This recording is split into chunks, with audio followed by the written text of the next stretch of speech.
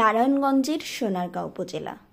এই নাম শুনলেই চোখে ভাসে লিচু বাগানের এক অভয়ারণ্য। এই অঞ্চলের মাটি লিচু চাষের উপযোগী হওয়ায় প্রায় প্রতিটি বাড়িতেই লিচু গাছ দেখা যাবে। শুধু তাই নয়, সোনারগাঁয়ে রয়েছে অনেকগুলো লিচু বাগান, যেখান থেকে দেশ ও দেশের বাহিরে লিচু সরবরাহ করা হচ্ছে। অন্যান্য লিচু বাগানের থেকে ভিন্ন প্রজাতির লিচুর একটি বাগান আছে উপজেলার ১৬পাড়া নামক স্থানে। বাগানের মালিক থেকে লিজ নিয়ে এখানে চাষ করা হচ্ছে চায়না 3 জাতের লিচু।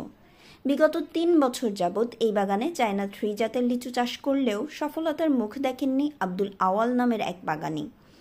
বাগানের মালিক তাই হতাশ হয়ে গাছগুলো কেটে ফেলার সিদ্ধান্তও নিয়েছিলেন। তবে একবার শেষ চেষ্টা করার আশায় তিনি সিদ্ধান্ত থেকে সরে আসেন, আর সেই সিদ্ধান্তই যেন হয়ে ওঠে আশীর্বাদ।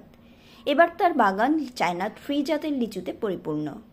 গাছে গাছে ঝুলছে রসালো আকর্ষণীয় চায়না 3 লিচু। বাগানে এই লিচু ১০০ পিস বিক্রি হচ্ছে ১৮০০ টাকায়, যা বাজারে আরও বেশি দামে বিক্রি করা হচ্ছে। দাম আর ফলনের এই সমন্বয়ে খুশি বাগান মালিক। তিনি জানান, আল্লাহর রহমতে এবার যা ফলন হয়েছে তা বিগত বছরের ক্ষতি কিছুটা পুষিয়ে দিতে পারবে। এই লিচু ভোক্তা পর্যায়ে কত দরে বিক্রি হবে তা জানতে চাইলে তিনি জানান, আমাদের অধিকাংশ লিচুই দেশের বাহিরে চলে যাবে। দেশের বাজারে তেমন একটা বিক্রি হয় না।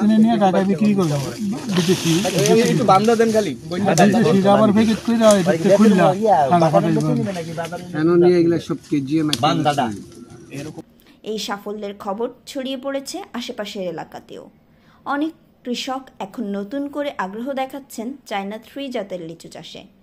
সোনারগাঁয়ের মতো অঞ্চলগুলোতে কৃষি ও ফলদ চাষের এই ধরনের ইতিবাচক পরিবর্তন কৃষকদের জীবনমান উন্নয়নের পাশাপাশি দেশের অর্থনীতিতেও রাখবে গুরুত্বপূর্ণ প্রভাব। আর লিচুর রাজ্যে এমন সাফল্য নিঃসন্দেহে এক নতুন সম্ভাবনার বার্তা।